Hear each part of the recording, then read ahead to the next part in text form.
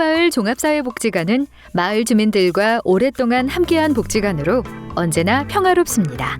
복지관의 시설 관리 담당자인 최우선 팀장님. 그는 현재 총무팀장으로 근무하고 있습니다. 오랜 기간 복지관에 근무하며 여러 우여곡절로 힘들 때도 있었지만 좋은 동료들과 함께 일의 성취와 보람으로 누구보다 열심히 맡은 일을 잘 해내고 있습니다. 특히나 시설 안전관리 담당자로서 책임감을 가지고 주기적으로 시설 이곳저곳을 살피며 안전한 시설 운영 관리에 힘써왔습니다. 그러던 어느 날 최 팀장님, 사고가 났습니다. 무슨 일이에요? 언제나 최선을 다하지만 사고는 불현듯 찾아옵니다. 시설에서 발생할 수 있는 사고 유형 사례를 살펴봅시다. 활동 시간 늦겠다. 빨리 가자. 바닥에 물기 조심해. 정수기 물맞이에서 물이 넘친다거나 여름 장마철 날씨로 바닥에 빗물이 흥건할 경우 제때 닦아놓지 않는다면 이용자가 물기에 넘어져 다칠 수 있어요. 콘센트가 꽉 찼네. 이렇게 연결하면 되겠지. 불이야! 불이 났어요! 어쩌다 불이 난 거예요? 문어발식 콘센트 사용으로 불이 옆 건물까지 번졌다고 하더라고요. 문어발식 콘센트 사용은 전기 과부하로 사고를 야기하고 특히 가스 등 주방기기 사용 부주의로 화재가 발생한 경우 타인의 생명과 재산에 큰 피해를 입힐 수 있어요. 먼지 좀 닦아야겠다. 어떡해! 업무 중 실수로 주차장에 주차된 차량의 사이드 미러를 파손시켰습니다. 이럴 땐 어떻게 해야 하나요? 복지시설 소유의 주차장이 있는 경우 별도의 보험 특약 가입이 필요합니다. 시설의 관리 부주의로 주차장에 주차된 차량에 사고가 발생한 경우 주차장 특약이 가입되어 있지 않은 상태라면 보상에 어려움이 있을 수 있어요. 생각보다 굉장히 다양한 유형의 사고들이 발생하고 있네요. 이런 안전사고들이 발생한다면 직원인 제가 해야 할 일이 있을까요? 사회복지시설은 의무적으로 사회복지시설 배상책임보험에 가입해야 합니다. 보험은 이런 예기치 못한 사고가 있을 때 문제없이 책임을 다하기 위해 가입하는 거니까 사고가 발생했다고 해서 너무 걱정 마세요. 안전관리가 가장 중요하지만 최선을 다해도 사고는 발생할 수 있습니다. 이제부터 저와 함께 배상 책임보험에 대해 자세히 알아볼까요? 여러분, 사회복지시설이라면 시설을 이용하는 이용자와 제3자를 보호하기 위한 배상 책임보험에 반드시 가입하셔야 합니다. 사회복지시설 배상책임보험이란 시설의 하자나 직원의 부주의로 안전사고가 발생해 타인의 신체나 재물에 손해를 끼쳤을 때 그 손해에 대해 배상하는 보험임을 꼭 기억해주세요. 그럼 사회복지시설의 배상책임보험은 손해보험회사 또는 한국사회복지공제회에 가입하는 게 맞죠? 네, 맞아요. 사회복지시설이라면 법적 의무가입보험인 배상책임보험에 가입하여 피해자의 손해배상이 적정하게 이루어져 손실 발생 이전으로 회복을 지원할 수 있도록 해야 합니다. 우리 시설의 경우 건물 임대인이 따로 있고 배상책임보험에 가입했다고 하는데 그럼 우리 시설은 따로 가입하지 않아도 되나요?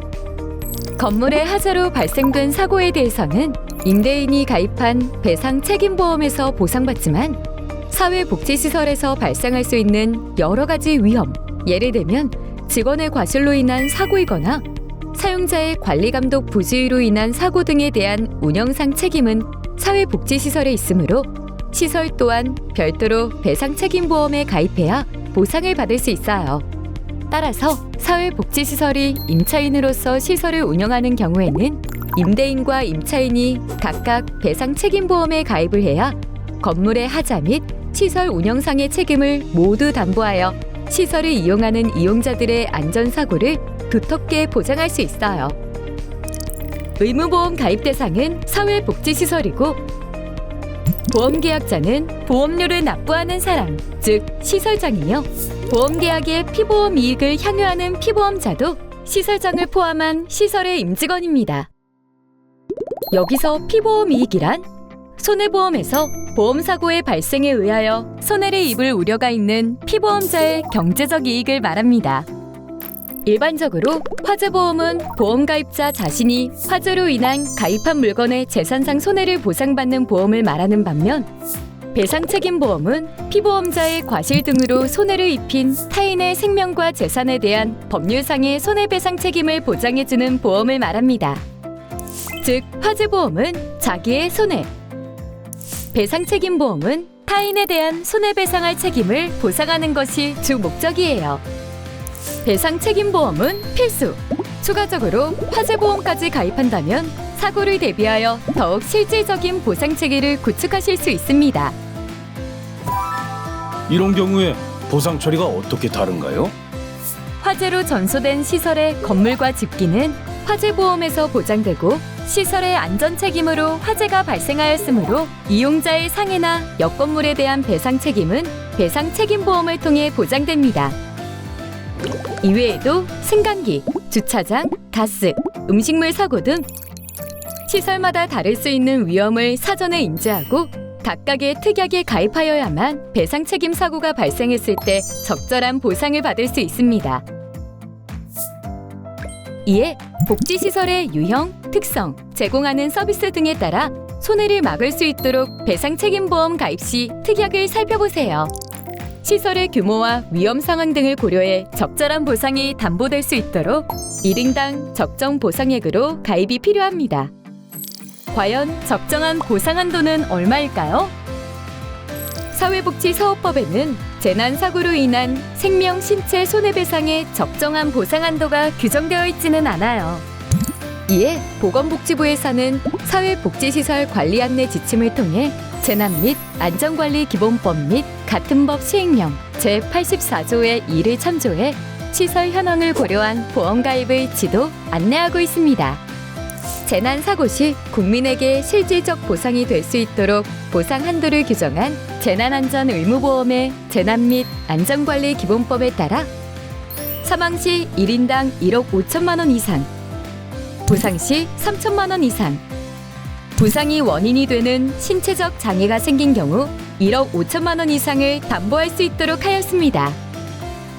이를 참고하여 복지시설의 규모 및 위험도를 고려해 사고 발생 시 분쟁을 예방하고 피해자에 대해 적절한 보상이 이루어질 수 있도록 해야 합니다. 현재 법률과 지침상 사고당 보상 한도에 대한 규정이 없어 시설의 여건, 즉 규모나 위험도 등을 고려하여 적정하게 가입하여야 합니다.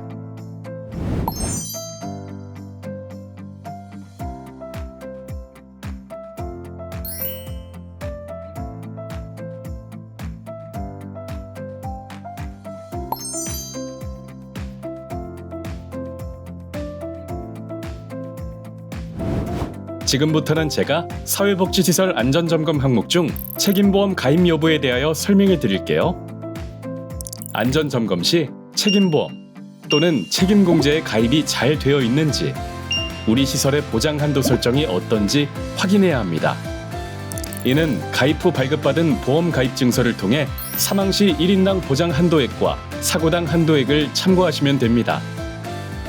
특히 보험에 가입하지 않은 사회복지시설에 대해 사회복지사업법 제58조 제2항 및 시행령 제26조에 따라 300만 원 이하의 과태료가 부과될 수 있으니 주의하셔야 합니다.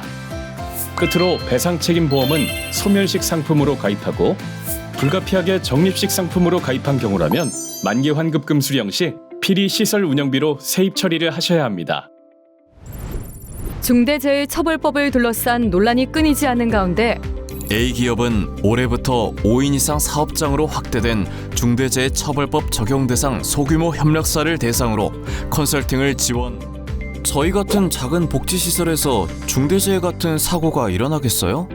사회복지 사업이 건설 등 다른 산업에 비해 위험이 적은 것은 사실이지만 중대재해에 대한 인식이 커질수록 관련 혐의가 많아질 수 있죠. 안전사고는 산업 유형을 가리지 않으니까요. 특히 복지시설의 경우 취약계층을 대상으로 하는 일자리 사업이 많아지고 있으므로 중대사고의 위험을 무시할 수는 없을 것 같아요. 보험 가입은 중대재해라는 위험으로부터 발생할 수 있는 기관의 경제적 손실과 방어권을 보장하기 위한 노력의 일환입니다. 물론 보험에 가입했다는 것만으로 중대사고의 책임을 회피할 수는 없어요. 그러니 우리 시설에서 발생할 수 있는 중대사고의 위험과 민사, 형사상 책임을 따져보고 그에 대한 예방과 대처 방안을 고려해야 할 것입니다. 여러분, 이번 교육 내용 잘 들으셨나요? 제 이야기를 통해 더 재밌는 교육이 되셨기를 바랍니다.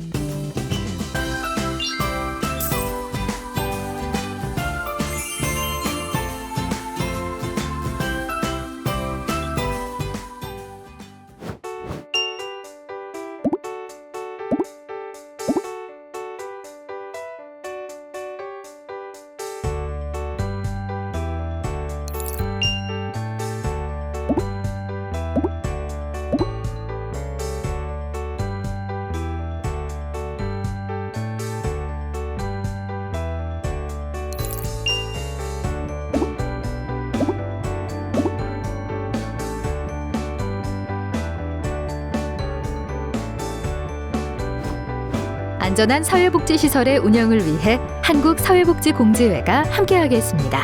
책임보험 가입 관련 무료 상담 02-377-8899 내선 2-2번